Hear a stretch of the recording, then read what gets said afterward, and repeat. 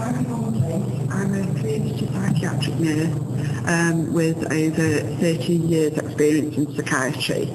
So I came into straight from school really as a cadet nurse and progressed through mental health. Specialised in the last 20 years in elderly care, working both in a ward environment, day hospital, on the community psychiatric team, and now on the state home team. So I'm still funded by Combined Health, but in a project with Stoke-on-Trent Council, and I'm the clinical lead on the team of the state home. I'm Colbert. I'm the business manager of the State Home Service, and I've worked for Stoke-on-Trent City Council. I've worked with the City Council for 20 years and worked my way from being a care assistant at the age of 16 and worked in a number of different areas within adult social care, health and communities. Worked in daycare, residential, assessment and care management, worked in project management, worked in training. So I've got a vast experience of adult social care. Okay, thank you. Okay. Right, okay. Just like to say it's an honour to be here today and to be recognised to get to this stage actually for the awards. A lot of this is about the work that our staff do, and it's about praising what they do as well, so thanks for giving the opportunity to come today. Obviously we've done an introduction, so what is the State Home Service? The State Home Service is a 24-hour integrated service, and what that means is we provide domiciliary care to those people on the service for 24 hours a day, which is very, very different than traditional domiciliary care services. The team is integrated, as Yvonne's mentioned, she's from Combined Healthcare. We also have occupational therapists on the team. We have social workers, we have care staff, we have senior care staff, we have a healthcare support worker, and also we work in co-location with other members of the team, which I'll go into as the presentation progresses. The advantage as well, we are co-located in one building as well, and recently we co-located on one site with the whole of community mental health team within Stoke.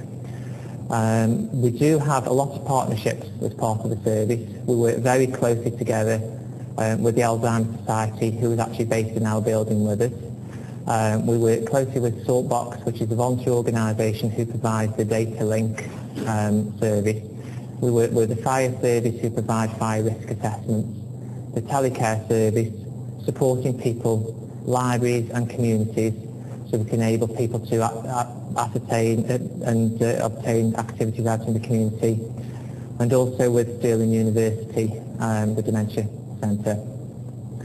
Our philosophy really is about keeping people at home, admission avoidance, and also preventing delays when in hospital. We provide a holistic and person-centred approach with early intervention. We want to make sure that people are in the right place at the right time and on the right pathway. And our care is delivered in a way that is very outcome-focused and very personalised. The main things that we are trying to address is obviously the National Dementia Strategy, which we do feel we're progressing quite advanced on. We have, within respect of Objective 1, we feel that we have a vascular clinic that looks at some vascular risk, and we work in partnership with those people in those clinics and part of our team. We also have a psychogeriatrician based on our site as well, which is really, really useful. We have our local hospital day services, which has recently moved to the Centre of Excellence where we're based as well. So we've got all professionals within one place, which enables a far better cohesive approach to the delivery of care. We have a number of local strategies within Stoke. We have our older people's mental health strategy, our aging well, living well strategy, but also we've got the carer strategy as well we feel is important that we need to address. The main thing is obviously we want to improve the services for people with dementia, and this is why we initially set our service up.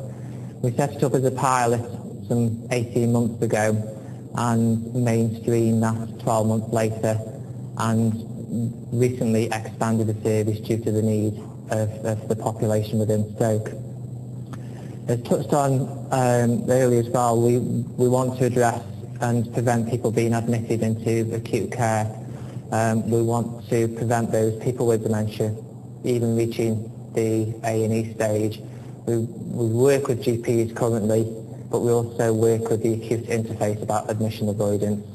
We want to try and keep people in their own home, where it's a familiar environment, where they've got the family, they've got the network of support. And on the reverse of that is obviously we want to try and prevent any delayed discharges as well. We don't want people staying in hospital any longer than they need to. What we also want to try and address, which we do, is the reduction into long-term care. That is about keeping people in the right place at the right time with the right intervention, and that is in the person's own home, if that's where the most appropriate needs can be met. Some of the outcomes we've found so far in the last 18 months is it's a great advantage having co-location team. It reduces duplication. We have purchasers and providers all in one place. You reduce the amount of assessments that are completed because the right professionals completing the right assessments at the right time. It improves communication, it improves teamwork and partnership, which all enables higher quality service delivered to our service users. We've had a reduction in long-term placements because we're keeping people at home in their own homes. We've had a reduction in the length of stay of people in hospitals because of the interventions that we do, because we've actually recently got 2 RMNs based at the acute interface as well as a social worker who enable people to be on the EMI pathway. Our assessment period is because we provide a 24-hour service that provides us with an holistic view of those persons' needs 24 hours a day over a short period of time. We can respond to crisis intervention, which also supports carers. If carers are unwell, if there's a crisis with them, we can provide our service. We've made some efficiencies along the way, and that is around some of the co-location, the realignment of our staff. The partnerships we have with both statutory and voluntary sector providers, where everybody is providing the same aim to ensure that people can stay in their own home with the most appropriate support network, and also the impact that we're having on the acute interface at the moment. Some more activities we do with people in their own homes. We do some memory files. We've got a number of different activities we do, and that is also about skilling people with dementia to go back and take part in community activities perhaps they did prior to their diagnosis of dementia, because we've managed risk a bit more effectively than some other teams. We've got trained staff in dementia care. We've just recently set up some assessment and therapy beds in our Centre of Excellence that links very well with the service. We've had some recognition and a visit from Glenn Mason a few months ago because we heard about what we were doing in Stoke with regards to the older people's mental health services. We've been working with Stirling University around the dementia design of our residential homes, and also services we provide in the city. And we've also been finalists in the Dementia UK Awards, the Great West Midlands Awards, and we've got through to the Chairman's Awards for combined healthcare. But the main outcome is actually the improvement in quality of life of people who receive our services and carers. And just want to finish